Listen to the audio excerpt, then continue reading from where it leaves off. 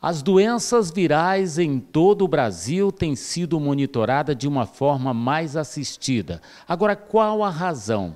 É porque agora, com o teste rápido, a manifestação dessas doenças é detectada de uma forma mais simples. A Leilane, que é enfermeira, vai nos explicar. Leilane, Rondônia tem tido um número aumentado da questão, principalmente de hepatite.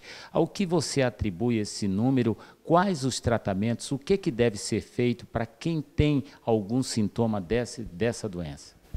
Então, dia 28, né, foi o dia de combate às hepatites virais.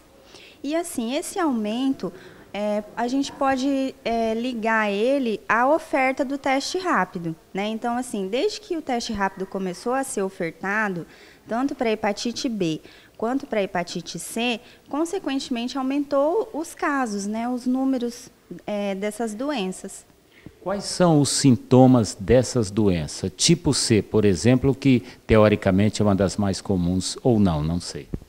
Então, essas doenças, tanto a hepatite B quanto a hepatite C, elas são assintomáticas, ou seja, o paciente ele não vai saber que ele tem a doença, então ele pode permanecer anos sem saber que ele tem a doença, tanto a hepatite B quanto a hepatite C, né?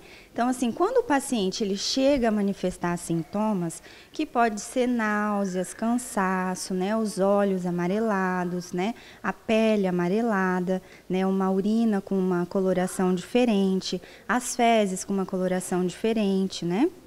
Um desconforto mesmo abdominal. Então, quando essas manifestações elas chegam a aparecer, é porque provavelmente, né, a hepatite B quanto a hepatite C elas já estão avançadas, porque no início elas são assintomáticas.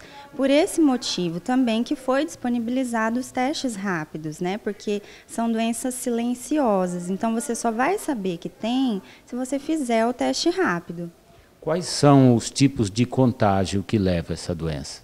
Então, para a hepatite B e para a hepatite C, compartilhamento de lâmina de barbear, alicate de unha, espátula, né? Relação sexual desprotegida, ou seja, né, sem o uso do preservativo, tatuagem, piercing, né? Então, assim, é sempre interessante reforçar para que as pessoas, principalmente as mulheres, quando vai fazer as unhas, né, que tenham os seus próprios alicates, a própria espátula, né? Então, esses utensílios, eles têm que ser de uso próprio e separado.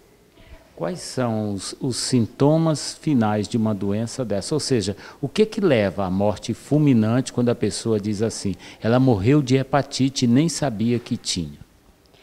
Olha, na verdade é um comprometimento hepático, né? Porque a evolução final da hepatite, ela pode ser ou por cirrose, né? Ou pode até evoluir para um câncer, né? Então, assim, os sintomas, né? Vai ser indisposição geral. A pessoa, um cirrótico, né? Um paciente com cirrose mesmo, ele vai ter uma série de sintomas, vai precisar de ficar internado, né? Mas isso aí é um comprometimento hepático geral, né? Então, assim, é mais a nível hospitalar mesmo, né? Vai ser um comprometimento e é uma falência, né, do fígado. É possível a pessoa descobrir e imediatamente ser acometido em curto prazo de tempo, ele vir a óbito? Olha, é mais difícil, né? Mas é possível, sim. Só que hoje a gente tem várias opções, né? O paciente ele pode descobrir a doença já no estágio final, né? Porque a gente não sabe quando você através do teste rápido e dos marcadores, né? Que são isso para hepatite B, a gente não tem uma certeza de quando o paciente contraiu essa doença. Nós só podemos dizer se ele está em fase aguda ou em fase crônica, né? Muitas pessoas cronificam, né? Mas ele permanece com esse vírus sem causar problemas maiores. Então, ele convive até o final da vida. Não necessariamente a hepatite vai levar o paciente a óbito, né? Nós temos vários pacientes em acompanhamento que fazem um acompanhamento ambulatorial aqui com a gente, né? Que tem uma vida tranquila. Não precisa necessariamente de utilizar o medicamento, né? Os medicamentos, e tem uma vida tranquila. Qual é o tipo de hepatite mais perigosa? Todas são, mas qual é a que é mais complicada? Olha, tem se falado, os estudos têm se falado que a C é uma forma mais fulminante, né? Quando ela se manifesta, ela tende a ser mais fulminante. A carga viral normalmente é mais aumentada. Só que, falando um pouquinho do tratamento, para a hepatite C, hoje os medicamentos evoluíram bastante, né? Então, os pacientes que têm feito tratamento com a gente aqui, na verdade é assim, nós não recebemos o medicamento aqui. Nós encaminhamos o paciente, né, para o CEPEM, né, que é em Porto Velho, que é a nossa referência, e lá a infectologista, que é o médico, né, ou infectologista, que é o médico de referência, especialista nesse caso, ele vai prescrever o medicamento quando ele achar necessário. Esse medicamento, ele vai fazer o quê? Ele vai reduzir a carga viral, vai reduzir a quantidade de vírus no sangue do paciente, chegando a zerar. Isso para hepatite C, né? Nesse determinado momento que ele fez o tratamento, essa duração do tratamento em torno de 6 meses aí, mais ou menos, a carga viral do paciente zera e ele fica como se fosse curado, ele se cura. As pessoas que têm interesse em fazer teste rápido, o que você recomenda e qual a sua orientação?